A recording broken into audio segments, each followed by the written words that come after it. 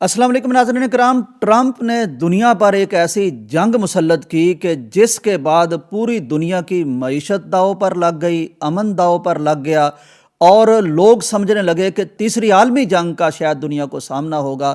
اتنا بڑا امریکہ، اتنی بڑی اس کی تہذیب، اور مسلمانوں کو ساری دنیا یہی کہتی تھی، لبرلز یہ کہتے تھے، دوسرے لوگ یہ کہتے تھے کہ تہذیب ہو تو امریکہ جیسی، طاقت ہو تو امریکہ جیسی، ذہانت ہو تو امریکہ جیسی۔ لیکن کیا سامنے آیا ہے؟ آپ اندازہ کیجئے کہ پوری دنیا کو جنگ کے دہانے پر جھونکنے کے بعد اب امریکہ اور صاحب بہادر ٹرمپ کیا کہہ رہے ہیں۔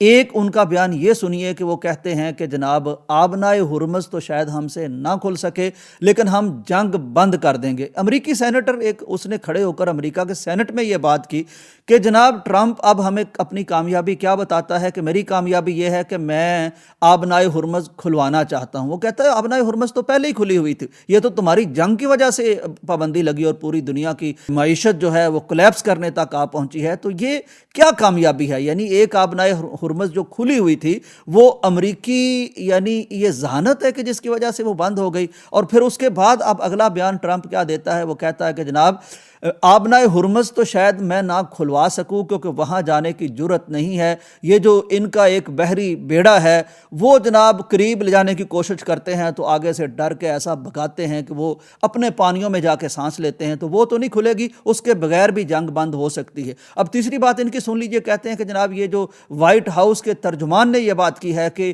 جتنی یہ جنگ ہوئی ہے، جتنے یہ اخراجات ہوئے ہیں وہ ہم اربوں سے لیں گے۔ بھائی کیوں اربوں سے لیں گے؟ اربوں پہ تو خود میزائل برسے ہیں اور ایران بھی تباہ ہوا ہے اور دنیا کی معیشت بھی تباہ ہوئی ہے، تو یہ پیسے کہتے ہیں جناب ہمیں ارب دے دیں۔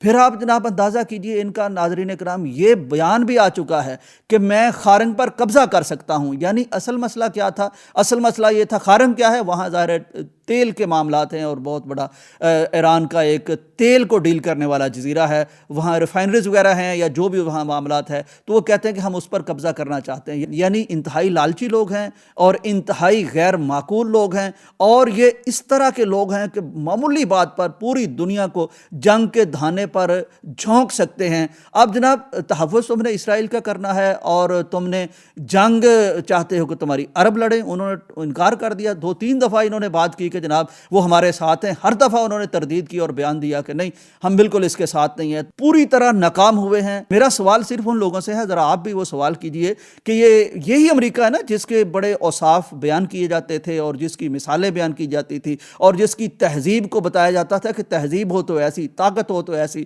صدر ہو تو ایسا۔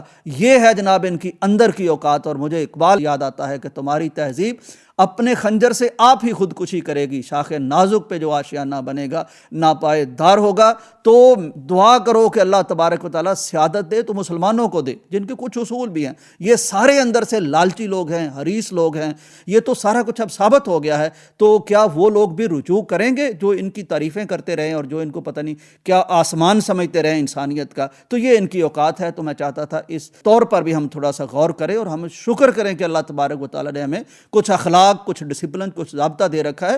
یہ مسلمانوں کو چاہیے کہ اکٹھے ہوں، یہ تو ان کی اوقات ہے۔ ایک تو جنگ نہیں لڑ سکے، اگر سارے مسلمان اکٹھے ہو جائیں اور اپنے وسائل لگائیں جہاں لگانے چاہیے، جو قرآن کا بھی حکم ہے، تو انشاءاللہ العزیز یہ سیادت، یہ قیادت ان مسلمانوں کے لیے اللہ نے رکھی ہے اور انہی میں لوگوں کا فائدہ ہے۔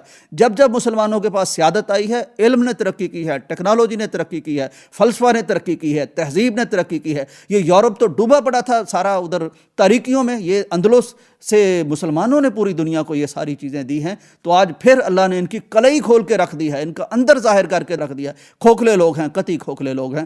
تو آپ آگے بڑھیں، دنیا کو آپ کی ضرورت ہے۔ اجازت دیجیے، اللہ حافظ۔